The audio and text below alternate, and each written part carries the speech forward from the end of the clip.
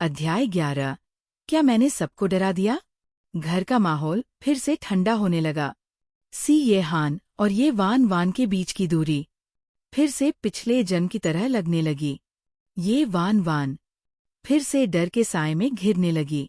लेकिन तभी टप टप कदमों की आवाज ने उस तनाव को तोड़ दिया। नवे मास्टर शू यी ने एक झुंड माली, बागवानी विशेषज्ञ और मजदूरों के साथ प्रवेश किया। बगीचे की मरम्मत का काम। वो शू यी ने बोलते बोलते देखा। कौन है ये लड़की? शू यी और बाकी लोग ठिठक गए। इतनी खूबसूरत लड़की मास्टर के बगल में? लेकिन मास्टर तो महिलाओं से नफरत करते हैं और एक ही औरत को बर्दाश्त कर सकते हैं, वो भी ये वान वान। ये वान वान ने नजरें उठाई और शू यी को देखा। ओह, मैं मेकअप करना भूल गई आज। क्या मैंने तुम सबको डरा दिया? ये वान वान। शू यी और बाकी लोग हैरान थे। वो डरावनी औरत जिसकी आवाज तो कश्मीरी झरने जैसी थी, अब वो लड़की जो कमल की तरह खिल रही थी। मैंने सोचा, शायद तुम लोग मेरे बालों का हरा रंग ज्यादा पसंद करते थे। शायद मुझे कल फिर से हरा रंग लगवा लेना चाहिए। नहीं, शू यी ने झट से सिर हिलाया। तो तुम लोग बगीचे की मरम्मत पर चर्चा करने आए हो? शू यी ने सहमति में सिर हिलाया। ये वान वान ने हल्के से पूछा, क्या मैं कुछ सुझाव दे सकती हूँ? क्योंकि अगर मुझे यहाँ रहना है तो अपने मुताबिक माहौल क्यों न बना लूं?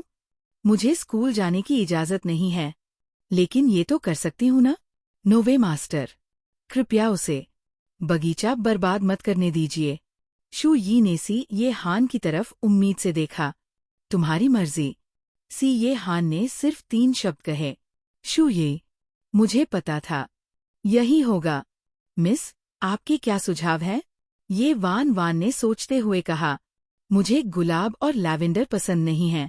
उनकी जगह सूरजमुखी लगा दो। सूरजमुखी? शू यी ने हैरानी से पूछा। मुझे पसंद तो नहीं, लेकिन उनके बीज भूनकर खाने के लिए अच्छे होते हैं। शू यी, ये हान।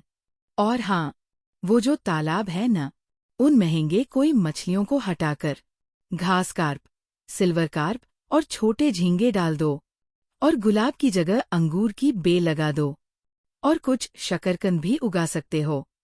शू यी, ये हान। फिर वही शुरू हो गया। अध्याय 12।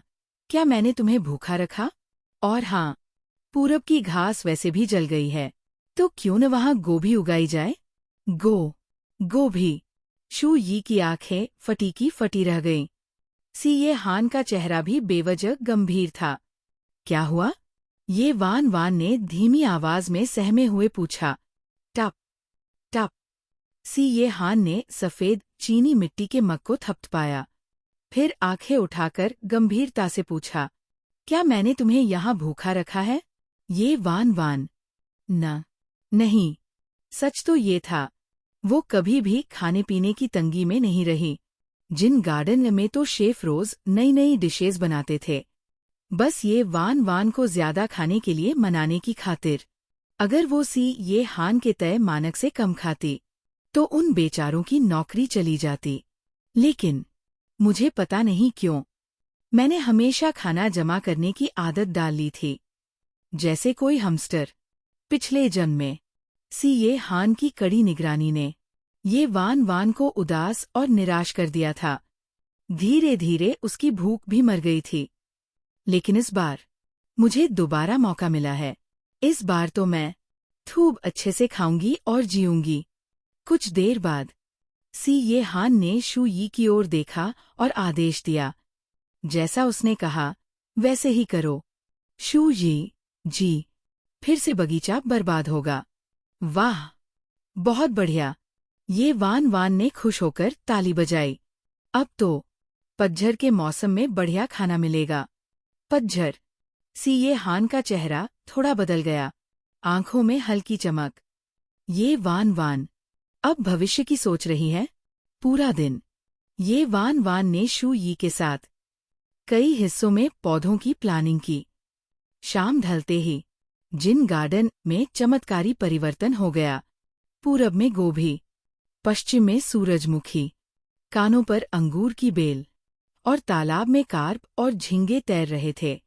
शाम को ये वान वान ने इतनी मेहनत की थी कि डिनर में उसने जमकर खाना खाया। अब मुझे अपनी जिंदगी और सुधारनी होगी, लेकिन इसके लिए ये हान से बात करनी ही होगी। ये हान का कमरा, ऊपरी मंजिल पर, जहां कभी जाने की हिम्मत नहीं हुई थी। ठक ठक, दरवाजे पर हल्की दस्तक। हे, मेरे पास तुमसे बात करने के लिए कुछ है। दरवाजा खुला। गहरी ठंडी आंखें, अब या कभी नहीं। ये वान वान ने गहरी सांस ली और अंदर चली गई। अध्याय 13, मीठे खरबूजे खाने का मजा। ये वान वान पहली बार ये हान के कमरे में दाखिल हुई। हवा में अजीब सा दबाव, कमरे की सजावट गहरी उदासी से भरी। काले पर्दे, धीमा संगीत, चारों ओर बंद माहौल। शराब की इतनी बोतलें, ये तो आधे बार से भी ज्यादा है। ये हान के कमरे में एक बड़ी शराब की अलमारी में साफ सुथरी कतारों में सजी हुई थी। और वो कौन है? हिप्नोटिस्ट। ये हान की नींद की समस्या के कारण हिप्नोटिस्ट को बार बार बुलाया जाता था। अच्छा, अब सोने की तैयारी? इतना झमेला सिर्फ सोने के लिए? रात को इतनी गहरी नींद? जरूर, पिछले 3 रातों की थकान थी। ये वान वान के अंदर आते ही हिप्नोटिस्ट बाहर निकल गया। कहना शुरू करो। ये हान ने शराब का गिलास भरा और आराम से बार स्टूल पर बैठ गया। सीधा मुद्दे पर आती हूँ। हमें अपने रिश्ते के बारे में बात करनी चाहिए। हमारा रिश्ता? ये हान ने भौहें उठाईं। ये वान वान ने गंभीरता से कहा। ये हान, तुम हमारे रिश्ते के बारे में क्या सोचते हो? ये हान, तुम मेरी हो। ये वान वान, फिर से वही जवाब जो उसने पिछले जन्म में दिया था। क्यों मुझे ही चुना? क्योंकि सिर्फ तुम ही हो सकती हो। इस आदमी की बात समझना नामुमकिन है। ठीक है, कोई बात नहीं, आगे बढ़ते हैं। ये हान, तुम इतने शक्तिशाली हो, किसी भी लड़की को चुन सकते थे। फिर भी मुझे क्यों?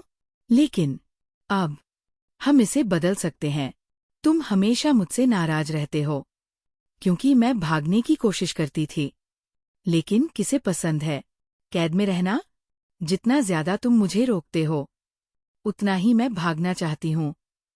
जैसा कहते हैं, जबरदस्ती तोड़े गए खरबूजे कभी मीठे नहीं होते।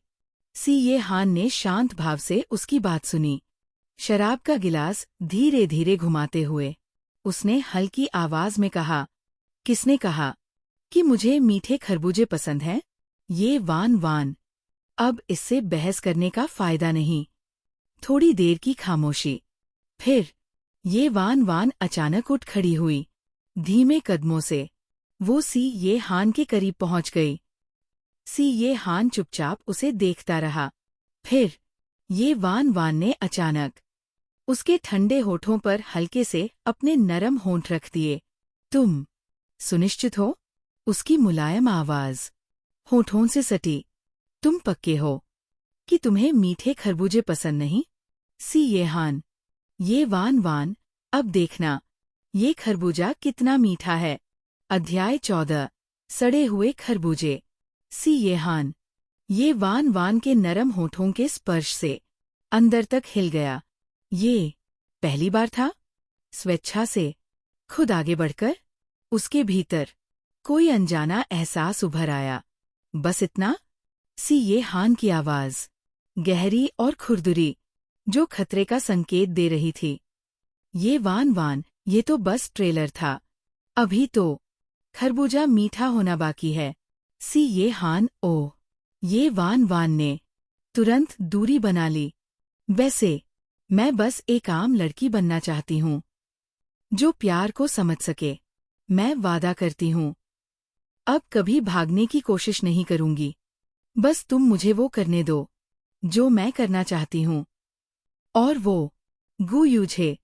पहले मैं उस आदमी के पीछे पागल थी, लेकिन अब मैं समझ चुकी हूँ। नवे मास्टर, तुम्हारी ताकत और हैसियत को देखते हुए अगर हम अपना रिश्ता सामान्य बना लें तो मैं समय के साथ एक मीठा खरबूजा जरूर बन जाऊंगी। सच में, मीठे खरबूजे बहुत स्वादिष्ट होते हैं। तुम्हें एक बार जरूर आजमाना चाहिए। सी ये हान। और अगर वो खरबूजा सड़ जाए तो? ये वान वान न। नहीं, मैं बहुत मेहनत करूंगी। एक प्यारा, मीठा खरबूजा बनने के लिए। कुछ देर की खामोशी। सी ये हान, ठीक है। ये वान वान, तुम मान गए? तो अब मैं स्कूल जा सकती हूँ? क्या मैं हॉस्टल में रह सकती हूँ? क्या मैं वो सब कर सकती हूँ जो बाकी लड़कियां करती हैं? तो मैं सामान पैक करने जा रही हूँ। कल से मैं हॉस्टल में शिफ्ट हो जाऊंगी। लेकिन कभी कभी सब्जी के बाग को देखने जरूर आऊंगी। ये वान वान तेजी से वहां से भाग गई, इससे पहले कि सी ये हान अपना मन बदल ले। सी ये हान ने चुपचाप उसकी पीछे भागती छवि को देखा, लेकिन जैसे ही उसने अपने होठों को छुआ, जहां अभी अभी वो मीठा स्पर्श हुआ था, उसकी आंखों में अंधकार थोड़ा फीका पड़ गया। वान वान, ये तुम्हारा आखिरी मौका है। अगर तुमने मुझे दोबारा धोखा दिया। कमरे में ये वान वान ने तेजी से सामान पैक करना शुरू किया। ये सच में हो रहा है? ऐसा लग रहा है जैसे कोई सपना हो। फोन की घंटी बज उठी। शेनमेंगची? हेलो? वान वान, तुमने फोन क्यों नहीं उठाया? तुम ठीक तो हो? तुम गु यूझे के साथ क्यों नहीं गई? ये वान वान, कल स्कूल में बात करेंगे। क्या? मास्टर सी ने तुम्हें स्कूल जाने दिया? और तुम हॉस्टल में रहोगी? शेनमेंगची, ये कैसे हो सकता है? मास्टर सी ने तुम्हें ऐसे ही जाने दिया? ये वान वान, तुम्हें कैसे पता कि सी ये हान ने मुझे और गु यूझे को साथ देखा? वो तो घर पर ही नहीं थे। तुम्हें कैसे पता? शेनमेंगची, मैं तो बस अंदाजा लगा रही थी। कल स्कूल में मिलते हैं। ये वान वान ने फोन काट दिया। शेनमेंगची, अब तुम्हारा खेल खत्म है। अध्याय 15, अनिद्रा। ठीक है। ये वान वान ने तिरस्कार भरी हंसी के साथ फोन काट दिया। शेनमेंगची, इस जन्म में मैं तुमसे बदला जरूर लूंगी। लेकिन मेरे बेकार भाई अब भी तुम्हारे जाल में फंसा हुआ है। अगर मैं अभी कुछ कर बैठी तो उससे मेरा रिश्ता और बिगड़ जाएगा। मुझे सही समय का इंतजार करना होगा। मास्टर बेडरूम, शीर्ष मंजिल पर। ये वान वान के जाने के बाद मनोचिकित्सक मोशवान फिर से कमरे में दाखिल हुए। नवे मास्टर, क्या हम शुरू करें? लेकिन सी ये हान ख्यालों में उलझा हुआ था। उसने बस आलसीपन से अपना हाथ उठा दिया। मोशवान ने संगीत बजाया, विशेष धूप जलाई और उपचार शुरू किया। आधा घंटा बीत गया, 1 घंटा बीत गया, 2 घंटे। Hypnosis fail. फिर से? ये कैसे संभव है? मोशवान, मैंने दुनिया के सबसे जटिल केस सुलझाए हैं, यहाँ तक कि गॉड्स ऑफ डस्क जैसे शीर्ष भाड़े के सैनिकों के लिए भी काम किया। लेकिन हर बार जब मैं नोवे मास्टर का इलाज करता हूँ, मुझे अपने हुनर पर शक होने लगता है। सी ये हान फिर से अनिद्रा से जूझ रहा है। लेकिन ये वान वान तो अब सुधर गई है। उसकी उपस्थिति अब तनाव का कारण क्यों बन रही है? आज तो वो लड़की बिल्कुल अलग लग रही थी। वो डरावनी और अजीब सी लड़की अब शांत और आकर्षक लग रही थी। फिर आज हिप्नोसिस क्यों फेल हुआ?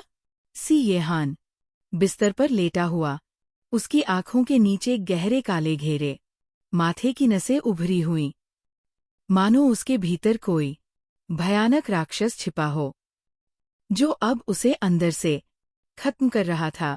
मोशवान घबरा गया। नवे मास्टर, आज कुछ हुआ था? मिस ये ने आपसे क्या कहा? सी ये हान ने आंखें खोलीं, ठंडी और गहरी नजरों से सीधे मोशवान की ओर देखा। वो निगाहें जैसे चेतावनी दे रही थी। अगर सी ये हान किसी से अपने भावनाएं बांटता तो उसकी हालत इतनी खराब नहीं होती। लेकिन उसने कभी किसी को अपने दिल में झांकने नहीं दिया। ऐसे में कोई भी मनोचिकित्सक कुछ नहीं कर सकता। ये वान वान, क्या यही है उसकी मनोवैज्ञानिक बीमारी की जड़? क्योंकि उसके जैसे आदमी को एक साधारण लड़की में इतना आकर्षण क्यों महसूस हो रहा है? सच में, ये लड़की सी ये हान के मूड को इतनी आसानी से क्यों बदल सकती है? लेकिन अब मैं जवाब नहीं पा सकता, न तो सी ये हान से और नहीं ये वान वान से। ये परिवार सिर्फ एक साधारण मनोरंजन व्यवसाय में है। ये वान वान का दूसरा अंकल समूचे व्यवसाय का मालिक है। लेकिन सी परिवार के सामने ये परिवार कुछ भी नहीं है। तो सी ये हान को इस साधारण लड़की से इतना लगाव क्यों है? अभी तक ये सवाल अबूझ पहेली बना हुआ है। नेक्स्ट वीडियो के लिए चैनल को सब्सक्राइब और वीडियो को लाइक कर देना।